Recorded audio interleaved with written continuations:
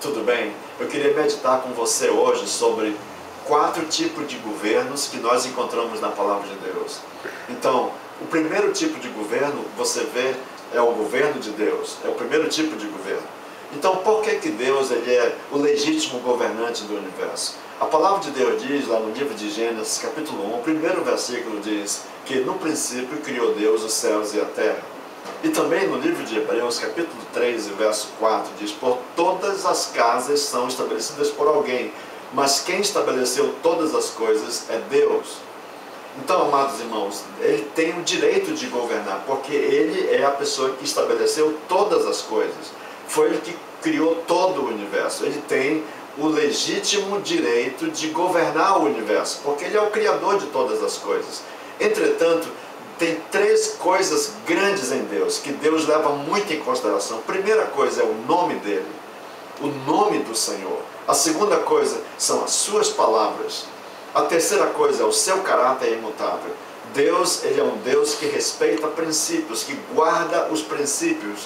O governo de Deus é baseado na verdade, na integridade, na justiça, na moralidade, no direito. Então, ele é o governo perfeito, o governo absoluto. O segundo tipo de governo é o governo do homem. Diz lá a Palavra de Deus no livro de Gênesis, capítulo 1, e verso 26. Também disse Deus: façamos o homem à nossa imagem, conforme a nossa semelhança, tenha ele domínio. E aí está a palavra. Quando Deus fez o homem, Deus criou o homem à sua imagem e semelhança e deu para ele o domínio. E nesse mesmo versículo diz que o domínio seria sobre toda a terra.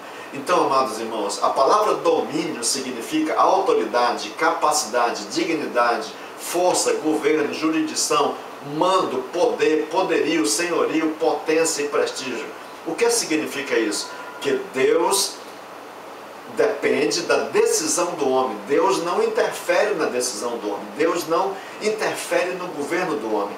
O homem tem o seu próprio governo. E nós temos que prestar bem atenção. Deus não interfere no governo do homem. Isso é um ponto.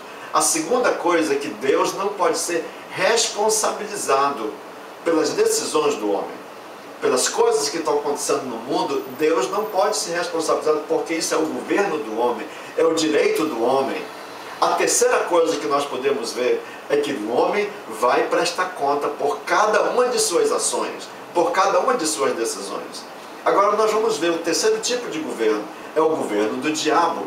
Lá no livro de 2 Coríntios, capítulo 4, verso 4, e também no livro de Efésios, capítulo 2, verso 2, Paulo chama de o Deus desse século que cegou o entendimento dos incrédulos.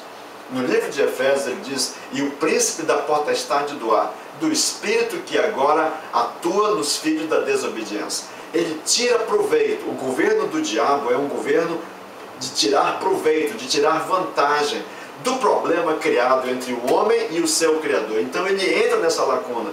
Então eu quero dizer para você que esse é um governo baseado na mentira, no engano, na falsidade, na ganância, na injustiça. Esse é um governo explorador. Esse é o governo do diabo. Agora eu queria que você prestasse atenção num outro tipo de governo.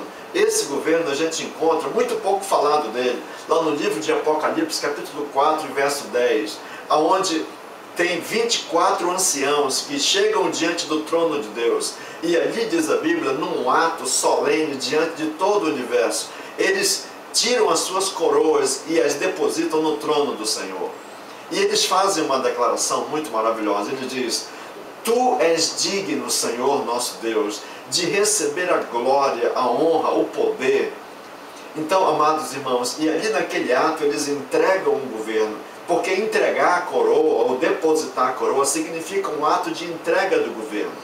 Então eu quero dizer para você, meu querido, faça como esses anciãos, entregue o governo, deixe que Jesus Cristo seja o seu Senhor, deixe que a vida de Deus flua, deixe que Ele interfira na sua vida, deixe que Ele de fato seja não somente seu Salvador, mas também o seu Senhor, o governante do seu coração.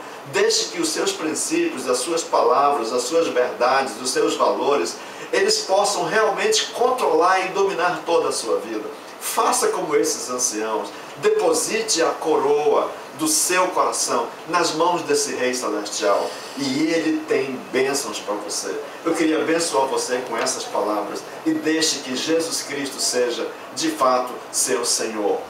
Deus te abençoe.